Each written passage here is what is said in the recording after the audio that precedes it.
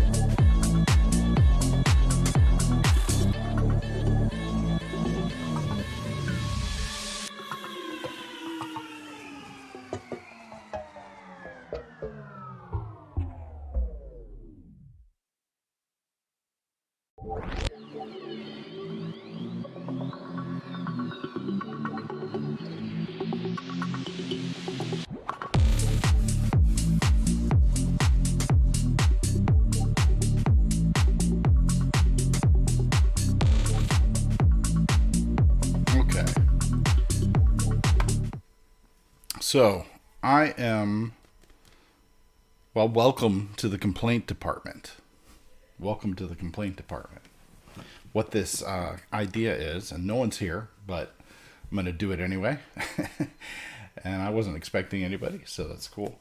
But if someone does show up, what this is, or watches this later, what this is I'm not here to complain. I'm here to field your complaints about anything, really. I have suggested some topics, stuff that's on my mind, stuff that I can talk about regardless of anyone showing up or not, although someone may be here now, although that might have been my other account.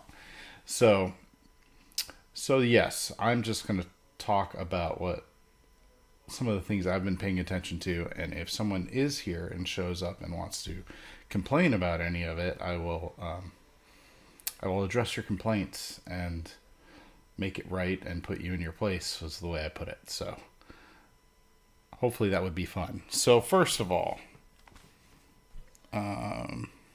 this channel's By the Things. Mostly this has been movie reviews and Blu-ray reviews, and a lot of that's because I'm a subscriber to a company called Vinegar Syndrome, and I receive movies from them on a regular basis because of that. Movies like this, which is a good lowish budget, older slasher type movie. And movies, mostly though, I get movies like this that I've never seen before. And that is, it's Bill Heinzman, who is, if you've ever seen Night of the Living Dead, he's the first zombie you see. So he's the first Romero zombie ever. And I don't remember all the details, but I believe he worked, technically in the background of a lot of those films and a lot of films, but this is one he made himself. I think he's in it as well. I've never seen it. So there's that. And Vinegar Syndrome, I don't know, for me it is, some of the movies I like a lot of them, I don't think I would have ever watched them or cared that much, except that they know how to sell them, I think, to people who would be interested if they knew what, like, maybe more of the context around the movie and whether or not, whether or not they would like it. I think there's a real chance if you just stumbled across it, maybe you wouldn't like some of these movies, but they provide a context and special features and things like that that make it more interesting and kind of let you in more easily. And then I think there are a bunch of people that also have loved these movies for a long time and they haven't really been properly released, and they kind of serve that market as well. But there's always some crossover there. So I really enjoy their output, but it can be hit or miss, and you have to kind of be up for the experience, which is, it's like going to a film festival and trusting the programmers, or going to a boutique label and trusting the people working there and their taste. And I think, they've connected with a lot of people, so it's good stuff. No one's here to complain about Vinegar Syndrome, so that's good. They recently had a sale, and they recently had a premium release of a movie called Thriller, or also known as They Called Her One Eye, which had an enormous influence on Kill Bill. But there's at least one version of the movie is extremely explicit in many ways. So it hasn't really had a super nice release yet, and they finally did it, and I think it sold out during the sale, which is not normal. So that's the most recent thing that someone might, if they were watching, might come in here and complain about. But there's nothing to complain about there. You should have jumped on it if you cared. And that some people wouldn't really care for the movie anyway, considering how explicit it is. I think that's enough about Vinegar Syndrome. So I've been meaning to make a video on this channel, not a live one like this, about this box set, which is from Severin Films. called All the Haunts Be Ours. This has got, well, it's like 12 Blu-rays, 3 CDs, 20 feature films, a ton of short films, 15 plus hours of special features, which I'm sure the short films are counted in that number. But I've watched all the feature films in this, and I've found, some I've enjoyed more than others, but I've been able to get through all of them, which is saying something. Actually, there's a documentary that kind of pulls this whole thing together that I haven't watched yet because I just wanted to be more familiar with folk horror. It's a folk horror box set, and the documentary is about folk horror. It's called Woodlands Dark and Days Bewitched, A History of Folk Horror. So I haven't watched that yet. It's 3 hours, and I wasn't sure how familiar I was with folk horror, so I watched all the other folk horror in here first. But Eyes of Fire, I know, was one of the big deals here that hasn't had a proper release, and I watched that quite a while ago now. I think I need to rewatch it after having seen the rest of these. I think it would change in the context of that, because I just went into most of this stuff. Some of it I've seen before, but mostly not, and I went into most of this stuff blind, and I have no idea, basically, if I would like it or not. But, so yes, Eyes of Fire, Leptirica,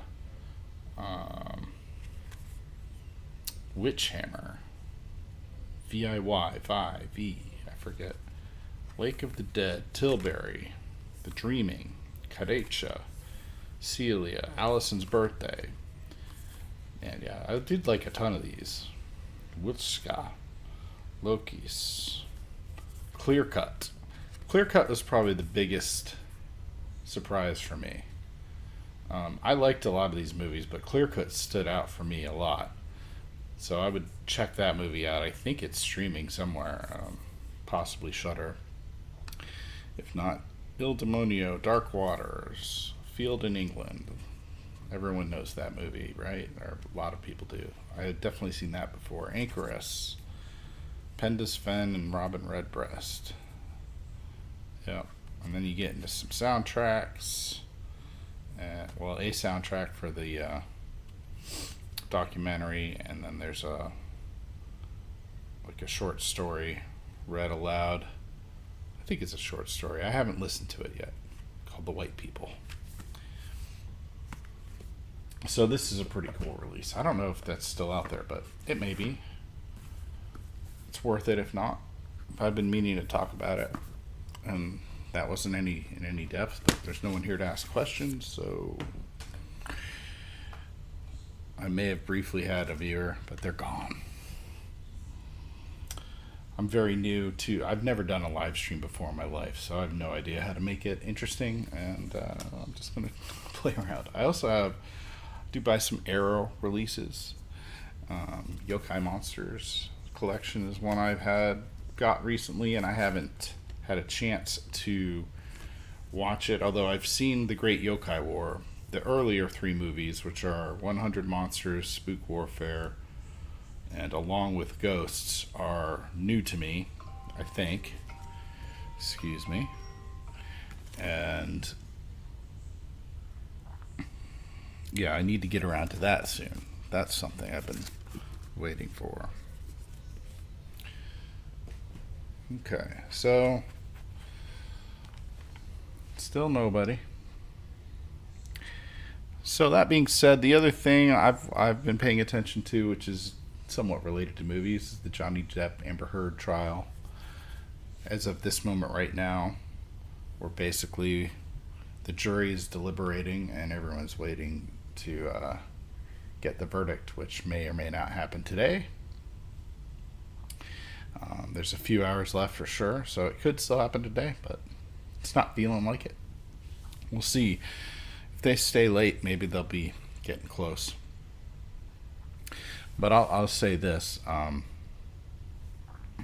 a casual Johnny Depp fan, and I've watched this whole trial, and I didn't really think I cared, but then I clicked on some link that someone put on Twitter when Johnny himself was beginning to testify, and I started watching. I got sucked in, and I went back and watched the witnesses before him and the rest of his case, and then all of Amber's case and the rebuttals. And I was expecting, I mean, I had my doubts about what I had heard about him and Amber Heard in the past. I just didn't really care, you know. But then watching this trial, I expected to be a lot more conflicted about who was in the right and who, you know, it's a defamation case, so it's really about specific statements made in an article and whether or not they're related to Johnny Depp, and if so, whether or not it harmed him, and whether or not, you know, that was intentional. Like, was it a lie? And did she know it was a lie, or did she not really care if it was wholly true or not? And so that's where it gets complicated. And really, I think if she had played it a little bit more like, well, I wasn't perfect either, but this was the experience I had, and this was a truthful, you know, experience that I laid out in this op-ed, she would have had, like, it would have been real hard for her to lose. But that's not what happened. So she went out like guns blazing, like, I'm perfect and Johnny Depp's a total monster. And, you know, not only was there physical and mental and, you know, abuse, there is sexual abuse, and she goes into detail on that. And, you know, just the evidence just does not support what she's saying, and it would be really tragic if she's telling the truth and there's just no way for her to prove it. But man, she does not come off believable, and everything lines up so much better with what Johnny Depp was saying. So I don't know. I think the jury's going to come back. She has a counterclaim, which I don't think she has any chance of winning and getting money off of. The question will be, will they rule in favor of Johnny, and if so, how much money will they give? And I think based on at least the sexual assault allegations and the one headline, the online headline for the op-ed that mentions that she tried to claim she didn't know about and didn't write, which maybe she didn't write, but it's hard for her to convincingly say she didn't know about it since she retweeted it herself with the headline on it. Yeah. I think that's where it really falls apart for her. That stuff does not line up. The evidence doesn't support it. And it makes it look like defamation for sure. And that she had to, like, add that aspect of the story to own that headline, which she claims to have not even been involved in. So it's a mess. It's a mess. It's a mess no matter what. But I think Johnny Depp's basically won already. And Amber is done. Of course, it's a civil case, so it's just money. There's no jail time or anything. And even if Johnny does win, that doesn't mean that they're gonna, you know, that he's gonna get any money or much money. Or even if they do award him a ton, whether or not she's actually gonna be able to pay for any of it is a big question. So those things have been on my mind. I think I'm going to keep this short since it's my first live stream, and I want to make sure the quality worked, and I didn't expect anybody to come anyway, and that's exactly what happened. But I did just want to test it out and watch it back and see what the quality's like. And so if anyone's watching this after the fact and they have any topics they would like in a future complaint department that they can interact with me on, that would be fun. I'm not expecting much. It's probably not a great idea to try to build the channel with live stuff like this. I don't know. I'm just playing around. I'm testing stuff out. So if anyone watching this has any suggestions, let me know. I wish there was a way that we could legally watch movies together on a YouTube channel, but I guess that's just not really possible. I mean, I've seen people do it with certain things, and if you get permission, you can do it, but I don't know how to go down those roads. And I don't have much of an audience at this point. So it's all learning right now. So anyway, hope I haven't bored the heck out of anybody. And I will see you next time in another complaint department or another video on this channel. And have a great day. Bye.